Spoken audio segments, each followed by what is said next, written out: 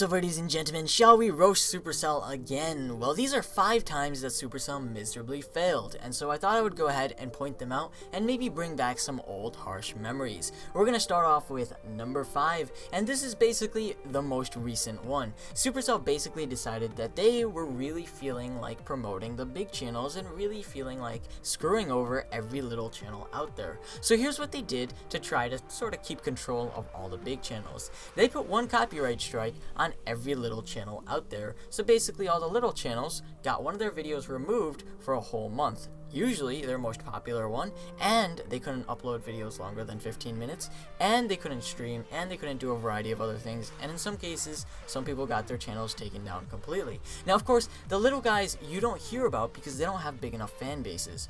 No one exploded on Twitter, no one got Reddit to go nuts or anything along those lines, and that's why they didn't attack the big YouTubers. The funniest part is that the biggest of the biggest YouTubers are the ones who did the things that Supercell said not to do. From clickbait, and to this day, they continue to do so. From clickbait, to misstating titles, to free gem videos, to false promotion, to all that good stuff.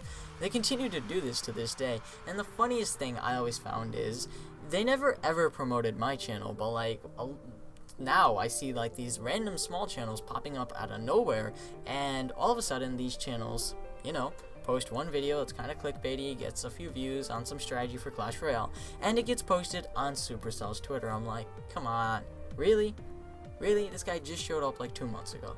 So that's one time that I at least hated Supercell, and a lot of YouTubers, even some of the big YouTubers like FSU all, just were like, okay, this is ridiculous, I'm not gonna stick with this. K.I.N.G.I.O.N even quit for a little bit. We all know the stories there. Alright, so number 2 has to do with Xmod. Now this is something that the reason it wasn't controversial, it could have been so controversial, but the reason it wasn't is because no YouTuber is going to dare talk about Xmod. Supercell tries to get your channel banned if you post a single Xmod video, okay? So no YouTuber was gonna ever call out Supercell for getting rid of it. But let's be real here, a lot of the biggest YouTubers, a lot of the biggest players in general used Xmod to try to get to the top, whether it's ghosting or trying to win Royal Wars or trying to simply find searches because you simply don't have the time. A lot of people love doing this, and this is why they spent money on the game in the first place, so they could sort of keep that ranking and show off to, I don't know, either their fan bases or their friends or their clanmates and so on and so forth, or just be number 1 in the world. What's interesting is that a lot of the people who did this did get a second chance, but at the same time some accounts were banned as well, and this ticked off a few people. Unfortunately, you'll never hear about them because those who got banned kind of got banned for good reason. You shouldn't use Xmod. It is cheating, and it is completely unfair to all the people who don't have it. It's not a level playing field, and the number 1 reason that I call this a fail is because they did it so randomly, like kind of like when the game's like on the verge of collapsing. That's when they went and they're like, okay, maybe we should stop worrying about money and maybe we should fix this Xmod issue, and they did that. But Xmod's been around forever and ever and ever, and I don't know if you guys ever noticed, but everyone's always kind of pointed out that how is it that Xmod never gets patched? Like, they just come out with like a new version every time there's a Clash version, sometimes even earlier. I was like, is Xmod just part of Supercell? I don't know, I never got the correlation there, but who knows? Plenty of conspiracy theories to ponder upon.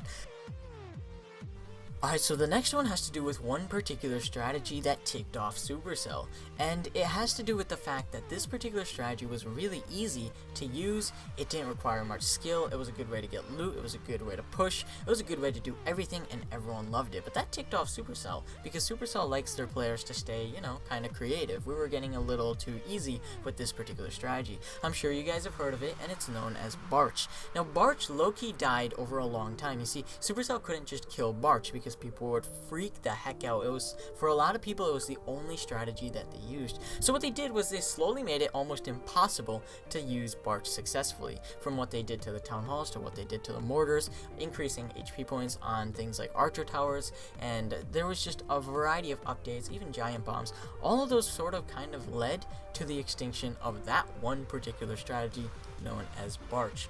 And it was really cheap to gem too, so that, I'm sure, ticked off Supercell as well.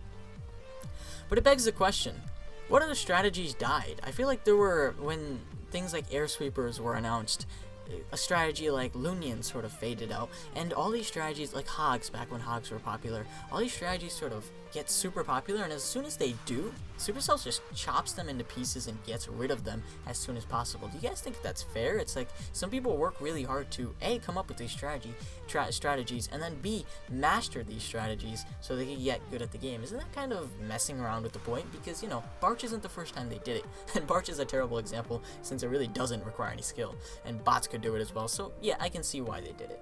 So number 4 on our list has to do with ClashCon. You guys all remember this. This was such a big fail.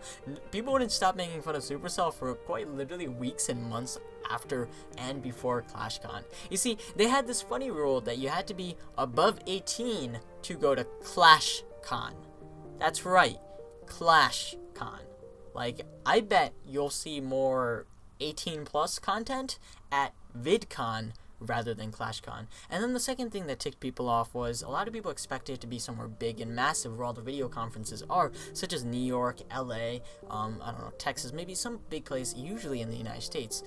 But they did it in Finland, and it was really tough for a lot of YouTubers to be able to go all the way to Finland, since, I'll be honest with you guys, a lot of YouTubers, the big guys, are located in the United States. Still, Play Clash went, a bunch of guys did end up going that were 18 plus, but all the YouTubers who were, you know, under 18 at the time, they were just completely ticked off, and they called out Supercell for it. Not to mention all the fans that are hardcore players. You guys think there's no, like, hardcore pushers out there who are, like, top 10s that aren't under 18? I'm sure there are. I'm sure there's really good players that are probably under the age of 18, since a good chunk of Clash of Clans is under the age of 18, and that goes for Clash Royale as well. So I was like, what was the logic behind that? What could you possibly be showing that Town Hall 11, I mean, it looked like a cake, not exactly the most bad thing that a kid could probably ever see. I don't know, I'll never understand the logic behind that. Hopefully they tweak that just a little bit, but this does lead me to the final thing. And that, of course, is Town Hall 11. Now, Town Hall 11 is very kind of like a sore subject for a lot of people, since for me it's especially sore. The reason is I never made one of those really awesome videos where it's like insane Town Hall 11 released, and get this, guys, I kid you not, a lot of people blew up when it comes to Clash of Clans on YouTube because of Town Hall 11. If you guys go and search up the most popular videos of some of the biggest Clash YouTubers, you'll see that Town Hall 11 reveal, Town Hall 11 announced, those are their top 5, top 6 videos. And I was like, gosh, should I have posted one of those? Should I? Maybe. But then it was too late, because Town Hall 11 actually did come out, and it wasn't exactly what people were expecting. You see, some people said that all the new Town Halls would come out at once. Others said Town Hall 11 would be this giant change to the game, and it kind of was, but I don't know if it was for the better. And the most important thing to remember is how long they took. It got to the verge of people quitting the game. It always gets to the verge of people quitting the game, and then Supercell's like, hey, you know what? We changed our minds. Here's Town Hall 11. And I remember people would just be like, okay, it has to be this update. Oh, wait, no, that's just Halloween cauldrons. It has to be this update. Oh, that's nothing. This update. And this went on for not days, not months, years. People expected Town Hall 11 to come out. So it begs the question, how long is it going to take them to release Town Hall 12, right? Tell me some answers to some of the questions I asked in the comment section below. Hopefully you guys enjoyed the video. If so, leave a like, and don't forget to subscribe. Thank you guys for watching. This is going to be me logging off. From the I.O.N.C.L.A.S.H is a clan we play. We the I.O.N.C.L.A.S.H is that 50K, and we still going strong as we make our way. Yeah, no one to stop us being the best clan, cause we about to take the top. We making it our plan. Let's clash, build it up. We so fast, grow our Town Hall.